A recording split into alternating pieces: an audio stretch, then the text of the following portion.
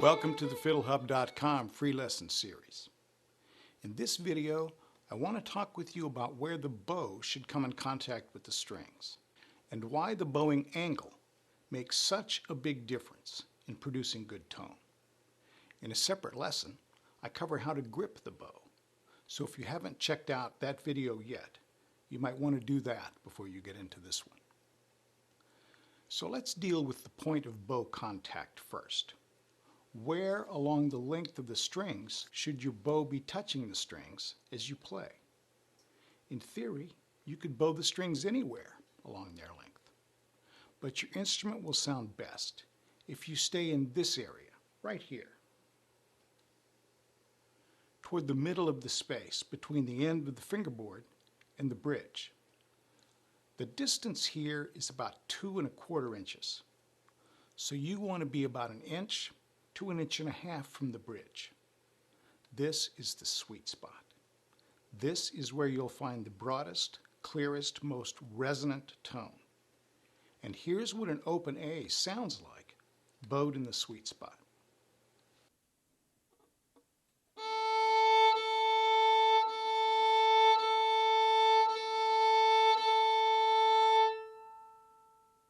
You can bow closer to the bridge, and you get a harsher tone there.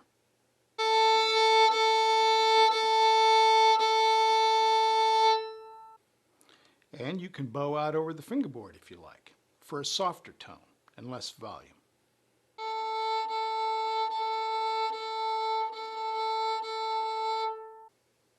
Now you might want to bow up near the bridge or out over the fingerboard once in a while when you're looking for a special effect. But most of the time, you'll want to stay right in the sweet spot if you can. Now we've established where the bow should touch the strings. But what about the angle of the bow to the strings? Does that matter? Do you need to be concerned about that? Answer: yes, you most certainly do. Here's a bird's eye view of your fiddle. If you could look straight down at the top of your instrument as you play, this is what you would want to see. Notice here that the bow forms a right angle with the strings. It's not crooked. You don't see any wide angles or narrow angles here. They're all 90 degrees. This is what you're shooting for. This is the goal, the ideal. But like most ideals, it's hard to achieve. In fact, it's almost impossible to keep the bow at a perfect right angle all the time. I've paid quite a bit of attention to this over the years, and no matter how hard I try, I find that my bowing angle varies a little bit as I play.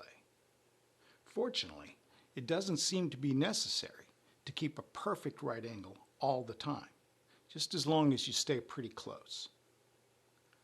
But why is it important at all, you might be asking? Why is this a big deal?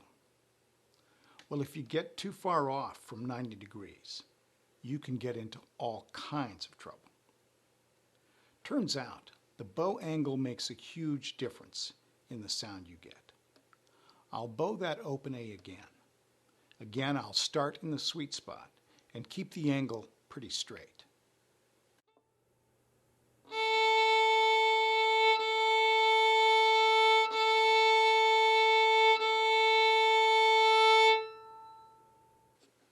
Now here's the same note. I'll start in the sweet spot, but this time I'll allow the bow to come at the strings from a couple of crooked angles.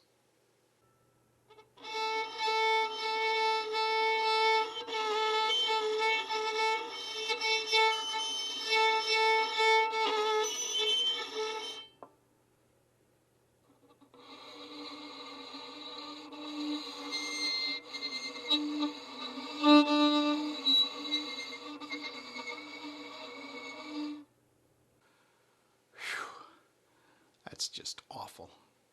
I don't know about you, but I wouldn't play much fiddle if I had to listen to that all the time. So why does it sound so bad when the angle is really off square? What's going on here? The answer is that when my bow was at a crooked angle to the string just now, it slid up and down the string as I played it. When my bow tip was pointed out toward the peg head, the bow slid along the string out toward the peg head as I bowed. When I pointed my bow the other way, I got the opposite result, which was just as bad. Now, I'm no acoustics engineer, so I'm not sure what the scientific explanation for this bad sound is, but I do know that when the bow slides up and down the string length during bowing, your strings hate it. You can tell they don't like it because they make a bad, screeching noise.